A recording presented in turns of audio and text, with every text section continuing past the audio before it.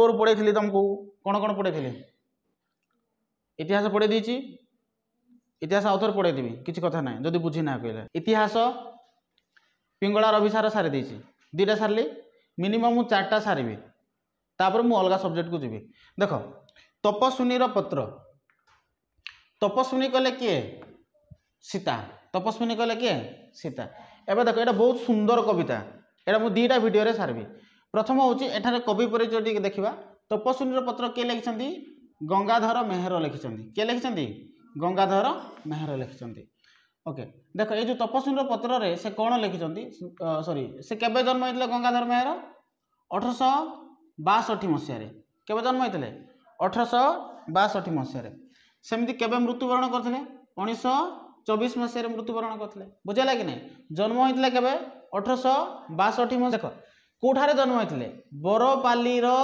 बरगड़र बरपाली ठारे है बरगड़ जिलार बरपाली ग्राम से कौन करते जन्मग्रहण करते ओडिया साहित्यर से जड़े सुनामधन्य कवि गंगाधर मेहर जे कि प्रकृति कवि बोली आम कही था प्रकृति कवि भाव में से जनाशुना अनेक समय प्रश्न पड़ी था प्रकृति कवि क्या कहुच्छी गंगाधर मेहर कहुच्छी बुझेगा कि नहीं तांको द्वारा रचित कविता गुड़िक ओडिया साहित्य को समृद्धि करकरी आज ओडिया जाति कौन करुच्ची गर्व करुच्ची तार सृष्टि संभार गुड़ाक मन रखापी चेष्टा कर एठार देख एठार मु चेष्टा करी इजी करने सृष्टि संभार गुड़ाक तपस्विनी पद्मिनी कौन तपस्विनी पद्मिनी इंदुमती कीचक बध अर्घ्य थाली उत्कलर लक्ष्मी प्रणय बल्लरी रस रत्नाकर आउ हूँ कविता कल्हल मन रखापी कष्ट हे यहाँ इजी कर दूँ देख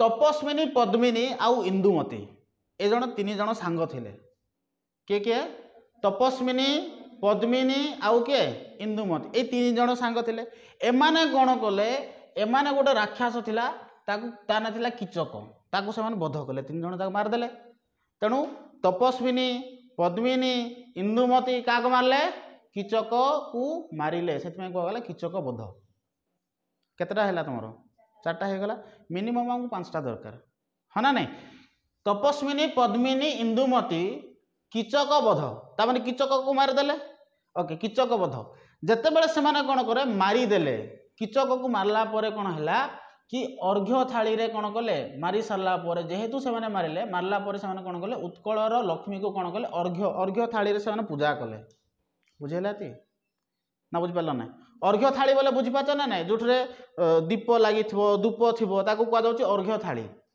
बुझेगा कि नहीं अर्घ्य थाली रे कौन कले उत्कलर लक्ष्मी को से कौन कले पूजा कले कहीं पूजा कले जेहेतु माता लक्ष्मी आशीर्वाद रु से कौन करथिले कीचक को बध करथिले बुझेगा 6टा होगला इजिली किए किए मारले रे तपस्विनी पद्मिनी आउ इंदुमती क्या को मारले कीचक को तेणु आम कह कीचक को बध कले बध कर सारापर से कौन कले अर्घ्य थाली रे से कौन कले उत्कलर लक्ष्मी को पूजा कले बास ये स्टोरी भाव में मन रख ना तुम मन रखापी कष्ट हे तुमको बुझेगा तपस्विनी पद्मिनी इंदुमती कीचक को कौन कले से बध कले आउ कौन कले बध कर सारापर से कौन कले उत्कलर लक्ष्मी तुम डायरेक्टली ए टाइप भी कहींपार उत्कलर लक्ष्मी को कौन कले अर्घ्य थाली रे पूजा कले ताने प्रथम यहाँ उत्कलर लक्ष्मी एपटे नहीं पार अर्घ्य थाली को एपटे आनीपार बुझेगा कि नहीं उत्कलर लक्ष्मी को से कौन कले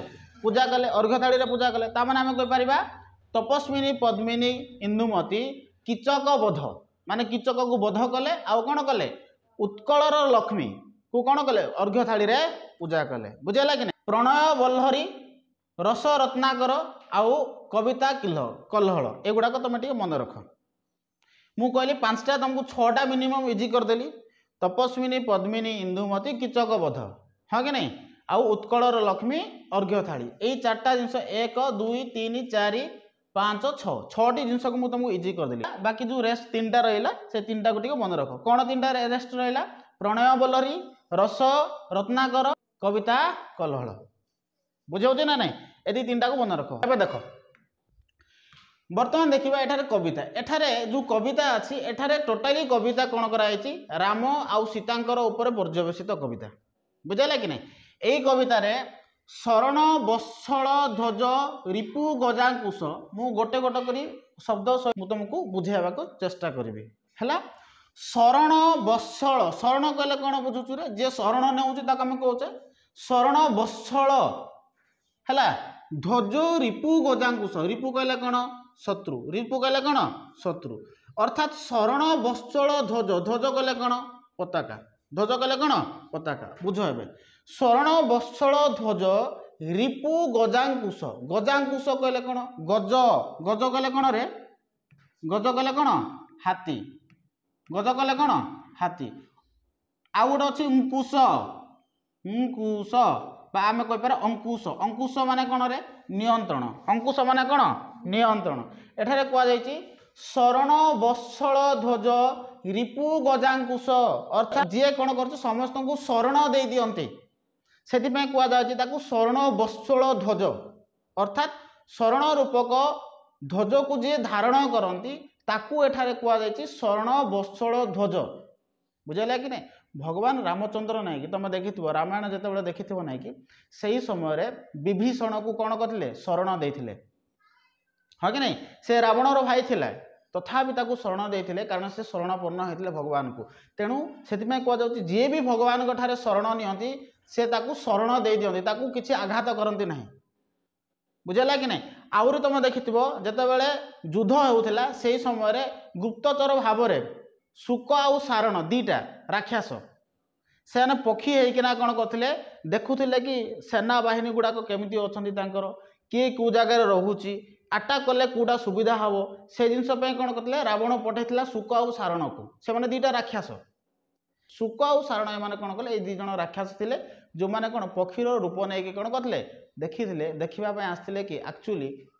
किए कौ जगार रोचे केमिति तांकर स्थिति अच्छी तांकर सैन्य बाहिनी केते आमे केमिति अटाक कले से हारी जाए से जिनस को से कौन करते देखापी आसते किए पठे रावण पठे जितेबले से धरा पड़े से समय से शरण मागिले प्रभु आमर क्षमा कर दियो आमे तो गुप्तचर हाँ कि नहीं आमर राजा आमको जहाँ निर्देश देवे आम से अनुसार कम करूँ आम पाखे तो किसी सामर्थ्य ना कि आम आपण सहित युद्ध करूँ आपण आमको क्षमा कर दियो आमको शरण दियो तो से समय भगवान रामचंद्र से भी शरण देते कहते कि से मार ना बुझे ना नहीं से समय सुग्रीव जी थे से रागी जाते एम मारिदेवा कारण एमाने आमर कौन सिक्रेट जिनस जाए क्या कहीदेवे रावण को कहीदेवे आमर जो गुप्त तथ्य जो अच्छे से गुप्त तथ्य को जाकि जब मैंने रावण को कहीदेवे ताले रावण कौन कर से अनुसार आमको अटाक कर आक्रमण कर आम हारीजा से प्रभु मारिदेवा बोली किए कहते सुग्रीव कहते किंतु से कहले कि नहीं जेहेतु शुक आउ सारण मोर शरण को आसी से क्षमा मागिंट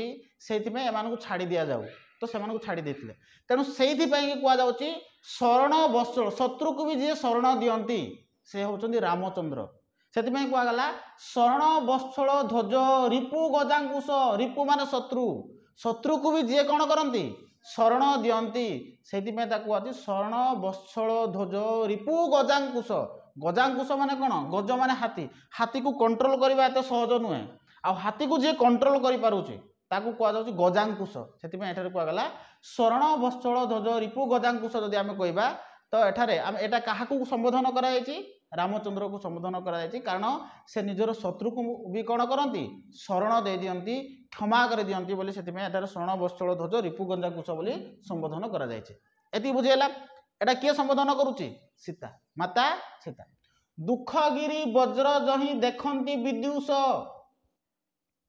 किंतु एठार कहुई कि जदि भी प्रभु रामचंद्र कौन करती समस्त को क्षमा कर दियंती किंतु ता मध्य अमाप दुख रही दुख गिरी गिरी कहले कौन पर्वत वज्र तुम जानी हाँ कि नहीं दुख गिरी रूपक वज्र जही देखती विदुष विदुष कहले कौन ज्ञानी व्यक्ति माने किंतु प्रभु रामचंद्र जदि भी समस्त को शरण दे दियंती तथापि तांकर भितरे कौन रही दुख रही कहीं दुख रहा रे कारण से निजर पत्नी सीता को कौन कर परित्याग कर देइचंती बुझेला ना नहीं माता सीता जिते गर्भवती थिले सही समय से कौन करते कि लोक मैंने कही कि रावण पाखरे 14 वर्ष रही किए माता सीता ସେଇଥିପାଇଁ ସେ ଲୋକମାନଙ୍କର ପ୍ରଜାଙ୍କର ମାନକୁ ରଖିବା ପାଇଁ ସେ ମାତା ସୀତାକୁ ପରିତ୍ୟାଗ କରିଦେଇଥିଲେ। ତ କେତେ କଷ୍ଟ ନ ଲାଗିଥିବ। ଏମିତିରେ ତ ସେ 14 ବର୍ଷ ପର୍ଯ୍ୟନ୍ତ ତାଠୁ ବିଚ୍ଛେଦ ଦେଇ ଯାଇଥିଲେ, ହଁ କି ନାହିଁ? ପୁଣି ଲୋକମାନଙ୍କର ତାଙ୍କର ପ୍ରଜାଙ୍କର ମାନକୁ ରଖିବା ପାଇଁ, ପ୍ରଜାଙ୍କର କଥାକୁ ରଖିବା ପାଇଁ ସେ ମାତା ସୀତାଙ୍କୁ ପୁଣି ଥରେ ପରିତ୍ୟାଗ କରିଦେଲେ। ତ କେତେ ନ ଦୁଃଖ ଲାଗୁଥିବ ତାକୁ, ବୁଝୁଛି ନା ନାହିଁ? ସେଥିପାଇଁ କୁହାଯାଇଛି ଦୁଃଖଗିରି ବଜ୍ର ହିଁ ଦେଖନ୍ତି ବିଦୁଷ। ପ୍ରଭୁ ରାମଚନ୍ଦ୍ରଙ୍କର ଦୁଃଖ କେବଳ କିଏ ଦେଖୁଥିବ? ବିଦୁଷ ମାନେ ଦେଖୁଥିବେ, ଜ୍ଞାନୀ ବ୍ୟକ୍ତି ମାନେ ଦେଖୁଥିବେ, ଅନ୍ୟ କେହି ତ ଜାଣୁନଥିବ ନା। ସାଧାରଣ ବ୍ୟକ୍ତି କ'ଣ ଜାଣୁଥିବ ପ୍ରଭୁ ରାମଚନ୍ଦ୍ରଙ୍କର ଦୁଃଖ କ'ଣ ଅଛି, ହଁ ନା ନାହିଁ? ଏଠି ବୁଝିଗଲା କି ନାହିଁ? ରାଜା ରାଜେଶ୍ୱର, ରାଜା ରାଜେଶ୍ୱର କହିଲେ କାହା କୁହାଯାଇଛି? ରାମଚନ୍ଦ୍ରକୁ କୁହାଯାଇଛି। ରାଜା ରାଜେଶ୍ୱର ସେ ପାଦ ପଦ୍ମ ବନ୍ଦେ, ଏଠି କୁହାଯାଇଛି କି ମୁଁ ପ୍ରଭୁ ଆପଣଙ୍କର ପଦ ବନ୍ଦନା କରୁଛି। ଏଇ ସମୟରେ ଏ କୋଉଠାରେ ଥିଲା ରେ? ବାଲ୍ମୀକି ଆଶ୍ରମରେ ଥିଲା। କିଏ? ମାତା ସୀତା ପରିତ୍ୟାଗ କରିଦେଇଥିଲେ ମାତା ସୀତାଙ୍କୁ। ସୀତା କୋଉଠି ଥିଲେ? ବାଲ୍ମୀକି ଆଶ୍ରମରେ ଥିଲେ। ଆଉ ପ୍ରଭୁ ରାମଚନ୍ଦ୍ର କ'ଣ କରିଥିଲେ? ମାତା ସୀତାଙ୍କୁ ସେ ସମୟରେ ପରିତ୍ୟାଗ କରିଦେଇଥିଲେ। ସେଥିପାଇଁ ସେ କୋଉଠି ରହୁଥିଲେ? ବାଲ୍ମୀକି ଆଶ୍ରମରେ ରହୁଥିଲେ। ଏତିକି ବୁଝିଗଲା? ଓକେ, ଏବେ ଦେଖ, ରାଜା ରାଜାଙ୍କର ସେ ପାଦ ପଦ୍ମ ବନ୍ଦେ, ସେଠାରେ ଥାଇକି ସେ ପଦ ବନ୍ଦନା କରୁଛନ୍ତି ପ୍ରଭୁ ରାମଚନ୍ଦ୍ରଙ୍କର। ଦିନ ଭିକାରୁଣୀ ଦୁରୁ ନତ ଶିର ବନ୍ଦେ, ଏଠାରେ ସୀତା ନିଜକୁ ଦିନ ମାନେ ଦରିଦ୍ର ଆଉ ଭିକାରୁଣୀ ବୋଲି କହିଛି। ସେ ନିଜର ପରିଚୟ ଦେଇନାହାନ୍ତି ମୁଁ ସୀତା ବୋଲିକିନା, ବୁଝଉଛି ନା ନାହିଁ? ସେ ଏଠାରେ କ'ଣ କରିଛନ୍ତି? ମୁଁ ହେଉଛି ଜଣେ ଦିନ ବା ଦରିଦ୍ର ଭିକାରୁଣୀ, ମୁଁ ତୁମର ପଦ ବନ୍ଦନା କରୁଛି ବୋଲି କହିଛନ୍ତି। ଏଠି ବୁଝିଗଲା? ଆଉ ଥରେ ଶୁଣ। ଶରଣ ବତ୍ସଳ ଧ୍ୱଜ ରିପୁ ଗଦାଙ୍କୁଶ, କାହାକୁ କୁହାଯାଇଛି? ପ୍ରଭୁ ରାମଚନ୍ଦ୍ରଙ୍କୁ କୁହାଯାଇଛି। କାହାକୁ କୁହାଯାଇଛି? ପ୍ରଭୁ ରାମଚନ୍ଦ୍ରଙ୍କୁ କୁହାଯାଇଛି। କ'ଣ ଆଉ କ'ଣ କହିଛି? ଦୁଃଖଗିରି ବଜ୍ରଜ ହିଁ ଦେଖନ୍ତି ବିଦୁଷ, ସେଇ ପ୍ରଭୁ ରାମଚନ୍ଦ୍ରଙ୍କ ଭିତରେ ଅନେକ ଦୁଃଖ ରହିଛି, କଷ୍ଟ ରହିଛି। ଯେଉଁ ଦୁଃଖ କଷ୍ଟକୁ କିଏ ଦେଖୁଛନ୍ତି? ଜ୍ଞାନୀ ବ୍ୟକ୍ତିମାନେ ଦେଖୁଛନ୍ତି ବୋଲି କୁହାଯାଇଛି। ବୁଝିଲା କି ନା? ଆଉ ସେ ଏଠାରେ କହିଛନ୍ତି ରାଜା ରାଜେଶ୍ୱରଙ୍କର ସେ ପାଦ ପଦ୍ମ ବନ୍ଦେ, ମାତା ସୀତା କହୁଛନ୍ତି କି ମୁଁ ତୁମର ପଦ ବନ୍ଦନା କରୁଛି। ଆଉ ମୁଁ କିଏ? ଜଣେ ଦିନ ଭିକାରୁଣୀ ବୋଲି ସେ ନିଜକୁ ପରିଚୟ ଦେଇଛି। ତାପରେ କ'ଣ ଲେଖିଛି ଦେଖ। ତାପରେ କୁହାଯାଇଛି କରିବାକୁ ମଧୁ ଆଶା ତିମିର ଭେଦନ, କାତରେ କାନ୍ତରେ ଥାଇ କରେ ନିବେଦନ। ତ ମୋ ଭିତରେ କ'ଣ ଜାଗ୍ରତ ହେଇଛି? ମଧୁ ଆଶା ଜାଗ୍ରତ ହେଇଛି। ଗୋଟେ ଆଶା ଜାଗ୍ରତ ହେଇଛି। କ'ଣ ଜାଗ୍ରତ? କ'ଣ ଜାଗ୍ରତ ହେଇଛି? ଆଶା ଜାଗ୍ରତ। ତିମିର ମାନେ କ'ଣ ରେ? ଅନ୍ଧକାର। ମୋ ଭିତରେ ଅନ୍ଧକାର ରହିଛି, ସନ୍ଦେହ ରହିଛି। ସେଇ ସନ୍ଦେହକୁ ଦୂର କର ବୋଲି କୁହାଯାଇଛି। କରିବାକୁ ମଧୁ ଆଶା ତିମିର ଭେଦନ, ଭେଦନ ମାନେ କ'ଣ? ଭେଦ କରିବା, ଦୂର କରିବା। ବୁଝିଲା କି ନାହିଁ? ମୋ ଭିତରେ ଯେଉଁ ଅନ୍ଧକାର ଜନ୍ମ ହେଇଛି, ଅନ୍ଧକାର ତ ଆମେ କହିପାରିବା ନା, ମୋ ଭିତରେ ଯେଉଁ ସନ୍ଦେହ ଜନ୍ମ ହେଇଛି, ବୁଝିଲା ନା ନାହିଁ? ସେଇ ସନ୍ଦେହକୁ କ'ଣ କର? ତମେ ଦୂର କର। ସେଥିପାଇଁ କହିଲା କରିବାକୁ ମଧୁ ଆଶା ତିମିର ଭେଦନ, କାତରେ କାନ୍ତାରେ ଥାଇ କରେ ନିବେଦନ। ମୁଁ ବିନତି କରୁଛି କି ମୋର ସେଇ ମନରେ ଯେଉଁ ଅନ୍ଧକାର ରୂପକ ସନ୍ଦେହ ଜାତ ହେଇଛି, ସେଇ ସନ୍ଦେହକୁ ଦୂର କର ପ୍ରଭୁ ବୋଲି କିଏ ନିବେଦନ କରୁଛନ୍ତି? ମାତା ସୀତା। ମହାରାଜା ମହାଯଜ୍ଞ ହୋଇଛ ଦୀକ୍ଷିତ, ନବବାମା ହେଇଥିବେ ବାମାଙ୍କେ ବିକ୍ଷିତ। ତ ସେ କହୁଛି କି ଏଠାରେ କାହିଁକି ସେ ପ୍ରକାରେ କହିଛନ୍ତି? କାହିଁକି ନା ପ୍ରଭୁ ରାମଚନ୍ଦ୍ର କ'ଣ କରୁଛନ୍ତି? ଅଶ୍ୱମେଧ ଯଜ୍ଞ କରୁଛନ୍ତି। କ'ଣ କରୁଛନ୍ତି? ଅଶ୍ୱମେଧ ଯଜ୍ଞ କରୁଛନ୍ତି। ବୁଝିଲା କି ନାହିଁ? ଇମେଜ ଦେଖାଯାଉଛି କି ନାହିଁ? ଏଠାରେ କ'ଣ ଚାଲିଛି ରେ? ଅଶ୍ୱମେଧ ଯଜ୍ଞ। ବୁଝିଲା କି ନାହିଁ? ଯେହେତୁ ଅଶ୍ୱମେଧ ଯଜ୍ଞ କରାଯାଉଛି, ଅଶ୍ୱମେଧ ଯଜ୍ଞ ବିନା ପତ୍ନୀରେ ସଫଳ ହୁଏ ନାହିଁ। ବୁଝିଲା କି ନାହିଁ? ବିନା ପତ୍ନୀରେ କ'ଣ ହେବନି?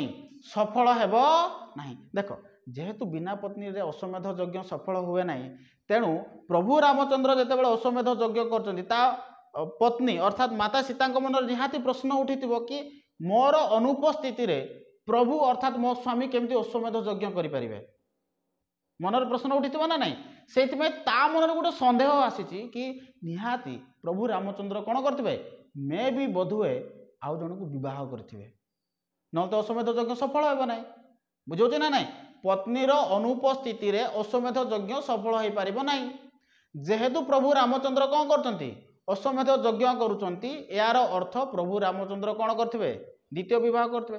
ସେଇଥିପାଇଁ ତା ଭିତରେ ସନ୍ଦେହ ଜାତ ହୋଇଛି। ସେଥିପାଇଁ ଏଠାରେ କହିଲା କରିବାକୁ ମଧୁ ଆଶା ତିମିର ଭେଦନ, ମୋ ଭିତରେ ଯେଉଁ ଅନ୍ଧକାର ରୂପକ ଯେଉଁ ସନ୍ଦେହ ଅଛି, ସେଇ ସନ୍ଦେହକୁ ଦୂର କର ପ୍ରଭୁ। ତୁମେ କାହାକୁ ବିବାହ କରୁଛ ନା ନାହିଁ କୁହ? ବୁଝୁଛୁ ନା ନାହିଁ? ସେ ଜିନିଷ ପଚାରିବା ପାଇଁ ଚାହିଁଛନ୍ତି। କରିବାକୁ ମଧୁ ଆଶା ତିମିର ଭେଦନ, କାତରେ କାନ୍ତରେ ଥାଇ କରେ ନିବେଦନ। ମୁଁ ନିବେଦନ କରୁଛି ପ୍ରଭୁ କି ମୋ ଭିତରେ ଯେଉଁ ଅନ୍ଧକାର ରୂପକ ସନ୍ଦେହ ଯେଉଁ ଜାତ ହେଇଛି, ସେ ସନ୍ଦେହକୁ ମୋର କ'ଣ କର? ଦୂର कर आउ कौन कह महाराजा महायज्ञ होइछ दीक्षित तुम यज्ञ दीक्षित होइछ कारण तुम क्यों यज्ञ करुल अश्वमेध यज्ञ क्यों यज्ञ अश्वमेध यज्ञ जेहेतु आपण अश्वमेध यज्ञ कर कहूँ महाराजा महायज्ञ होइछ दीक्षित जेहेतु तुम महाराजा तेणु महायज्ञ कौन हो तुम बसी आउ तुम जेहेतु बसी तुमर पत्नी भी बसी आ तुमर पत्नी किए प्रभुंकर पत्नी किए माता सीता किंतु ता मन कौन सन्देह आसी द्वितीय विवाह तो से कह नवबामा अर्थात नुआ बधू होइथिबे बामांके विक्षित तुमर बाम पार्श्वर बसु एट बाम पार्श्वर बसी ना नाई एटा बाम हाथ तो एटा डाहण हाथ तेणु बाम हाथ बाम पार्श्वर किए बसी नवबामा किंतु ये जो नवबामा एटा एक्चुअली किए जानिछ तांकर प्रतिमूर्ति तांकर एटा कौन थिला प्रतिमूर्ति थिला किंतु माता सीता कौन जानी कि एटा तांकर प्रतिमूर्ति बोली जानी नथिले किंतु से एति भाबुथिले कि जेहेतु अश्वमेध यज्ञ होची माने सेकेंड मैरिज करिथिबे प्रभु रामचंद्र सेथिबे ता भीतर गोटे संदेह आसीची आ सेही संदेह को दूर करिया पे से कोन करछन्ती एटारे पत्र लिखुछन्ती काहाकू प्रभु रामचंद्र बढ़िया कविता कि नहीं बढ़िया इंटरेस्टिंग कविता हैला एति बुझेला तो तापर देखो एठे कोन कहै जायछि मुग्ध बधु मुग्ध हेब बोली सत गुण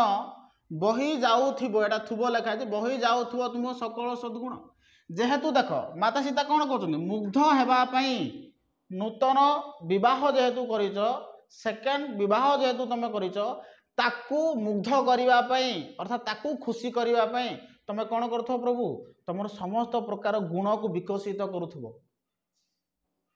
बुझेला कि नहीं फास्ट जन को मैरेज कल से कौन सी कारणवश तुमको छाड़ी पड़ेगा सेकेंड टाइम आउ जन को जो मैरेज कर तुम जी खराब गुण थी भी कौन कर से खराब गुण को लुचाइबा चेष्टा कर ना ना ना बुझेगा ना ना कह बुढ़ा तू तो जन को बह करूँ से तो छाड़ी गला एवं तू मत बह करूँ पुणी तोर यही प्रकार गुण तो भितर खुंदी होना अच्छी मुझे तो सहित रही ना ये भी कहीपे से कौन कर सी निजर जी सब खराब गुण को लुचाइबा चेष्टा कर माता भितर माता सीता भितर से सन्देह जात होती कौन कही कि मुग्ध बधू जे नव विवाहित बधू आपण जहाँ एवं बर्तमान बह कर खुशी करने तुम भितर कौन हो सबु प्रकार सकल मान सब प्रकार हाँ सबु प्रकार कौन हो सत गुण बा सबु प्रकार गुण को तुम जाग्रत करूथबो खुशी करने ये बुझेगा कि नहीं मुग्ध बधू मुग्ध हेब बोली सत गुण बढ़ी जाउथबो तुम सकल सद्गुण सब प्रकार सद्गुण तुम कौन हो बढ़ी जाउथबो बोली कहुई ये बुझेगा देख आचरित महायज्ञ करिब प्रदान जेहेतु तुम कौन करुच महायज्ञ करुच क्यों यज्ञ करुले क्यों यज्ञ करुले कहली क्यों यज्ञ अश्वमेध यज्ञ आचरित महायज्ञ करिब प्रदान अशेष अशेष रतन धन क्षम वस्त्र मान से कह जेहेतु महायज्ञ करुच तुम कौन कर धन रत्न सब कौन कर दान कर अशेष धन रत्न तुम दान कर बुझेगा ये लाइन बुझल ना ना नववधू को मुग्ध करने तुम कौन हो सब प्रकार गुण विकसित हो कहते माता बुझेगा कि नहीं मुग्ध करने तुम सकल सद्गुण जी सब गुण अच्छी विकसित हो जेहेतु तुम कौन कर महायज्ञ कर तुम कौन कर धन क्षम वस्त्र मान आदि तुम कौन कर दान कर बुझेगा देख आ गए पढ़ा सिद्ध काम हेब तही अर्थ समुदाय तुमर तो काम सिद्ध हो प्रभु तुम जेहेतु महायज्ञ कर ना कि अश्वमेध यज्ञ जे करे तुम अश्वमेध यज्ञ सफल हम कहीं एमती तुम विशेष प्रकार तुम कौन कर दान कर हाँ कि नहीं दान कहीं भी असंतुष्ट रे ना दान समस्त को पति देव तुम दान समस्त को देव कारण आपण पाखे कौन जिनसर अभाव ना जहाँ जो जिन दरकार हम आपदेवे आमती आपणकर यज्ञ आउ गोटे सफल होबार कारण कौन आप द्वितीय बह कर बुझेगा कि नहीं आपण पाखे पत्नी अच्छी आपण विशेष धनरत्न लोक मान दान करेंगे तो निहाती आपणकर यज्ञ कौन हम सफल हम तो माता सीता भितर ए प्रकार चिंता जाग्रत होती बुझे ना नहीं से कहला सिद्ध काम हेब तही अर्थ समुदाय जति आप अर्थ दान करेंगे आपण से अर्थ गुड़ाक दान कलापर आपणकर काम सिद्ध हो अर्थात आपणकर अश्वमेध यज्ञ जोटा कर अश्वमेध यज्ञ कौन हम सफल हेब मो मानसे भिक्षा एक होइछि उदय मो भितर भी गोटे भिक्षा मागुची प्रभु मो भितर गोटे मनर आशंका अच्छी से भिक्षा को मु मागुची तुम पाखे से भिक्षा को आपण देबाक पड़िबो कौन एछार भिक्षारे नाथ नहब कृपण हे नाथ हे प्रभु ए छोट भिक्षारे छार माने छोट हैला ए छोट भिक्षारे आपण कृपण हेबे नहीं लोभ करिवे नहीं दया रत्नमय दान बारिधि आपण हूँ दयार सागर हाँ कि नहीं आपण दया रत्नमय दान दान रे आपण कौन बारिधि बारिधि अर्थात कौन मेघ जमी मेघ जल कौन कर वृष्टिपात करुच्ची पृथ्वी पृष्ठ को से कौन करुच्ची रे यथेष्ट परिमाण जमी से कौन करुच्ची समस्त जगार से जमी वृष्टिपात करुच्ची ठीक सेमिति आपण मध्य कौन दयामय आउ दयामय रत्न दान बारिधि आपण पाखे कौन सी जिनसर अभाव ना आप एमती भी दयामय समस्त को दया करते बुझेगा ना नहीं तेणु मोर गोटे विनती गोटे प्रार्थना कि मोर कौन कर मो भितर जो मानसारे अर्थात मो मनरे जो भिक्षा उदय होती आपण दियो बोली कहुए ना बुझेगा नहीं मो मनरे जो भिक्षा जात होती से भिक्षा देवाई एठार माता सीता प्रभु रामचंद्र को कौन कर निवेदन कर भिक्षा कौन तार मनरे कौन जात होता द्वितीय विवाह कर से जिनस से जाना चाहूले ना से जिनस ही से पचारिछन्ति एठारे कि मो मनर जो भिक्षा बा मो मनर जो संदेह जात होती से संदेह को दूर कर प्रभु बुझेगा कि नहीं नेक्स्ट क्लास रे आमे देखिबा एटा सारी देबी मु नेक्स्ट क्लास रे एटा छोट कविताटा सारी देबी मु बहुत सुंदर कविता बुझेला आज पे एतिकी।